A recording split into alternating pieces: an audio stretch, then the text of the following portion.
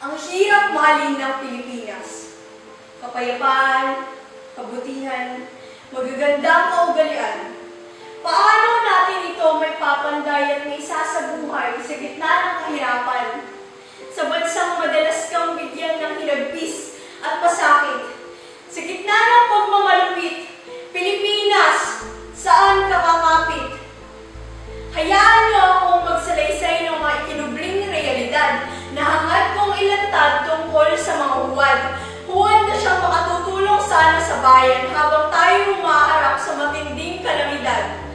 Ang hirap mahalin ng Pilipinas. Mga katagang hindi ko sana na ilalabas, pero ito ang realidad. Ang hirap. Kasing hirap ng nararanasan nating pandemya. Walang kahandaan o baka wala namang pakialam. Ang mga frontliners na nanumpa sa bayan, lumalaban para sa kapayapaan, buong puso ang kabutihan, lantad sa panganib, dugot pawis ang puhunan. Bagamat may pag-aalinlangan, sakripisyo'y kailangan. Pangungulila sa pamilya'y makikita sa malamlam nilang mga mata. Nakatigom ang bibig, subalit pumapaibulog ang mga palatuin ng kanilang kaluluwa.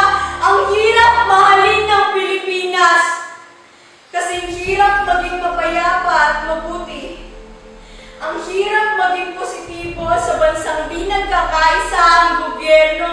Ngunit, sa tindi ng hirap, tayo pa bang kabataan ng bibitiw?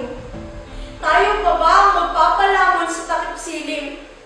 Huwag tayong magpatalo sa anumang pagsubok na sa ating ibabato. Pandemyang nararanasan ng mundo.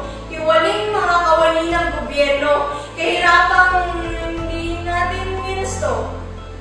Lakas ng loob. Tiwala sa sarili. Determinasyong mapabuti ang bansang nililimi gawing sandigan ng Pilipinas ay maging katangi-tangi. Ng Pilipinas maging kaibig-ibig. Tayo naway maging mga batong ipoporma sa mundo. Hanapin ang kapayapaan sa kaibuturan ng iyong puso. Kumapit sa pamilyang kapagmahal. Isipin ang iyong pangarap na inusal, hindi kahirapan ang sagabal. Kundi ang kaisipang hindi mo kaya na sinasabi ng mga papanirang hangal. Ihabi ang kabutihan sa puso na turo sa atin ng Diyos na banal. Manalig na anumang nararanasan ay laging mayroong bukang liwayway, umaapa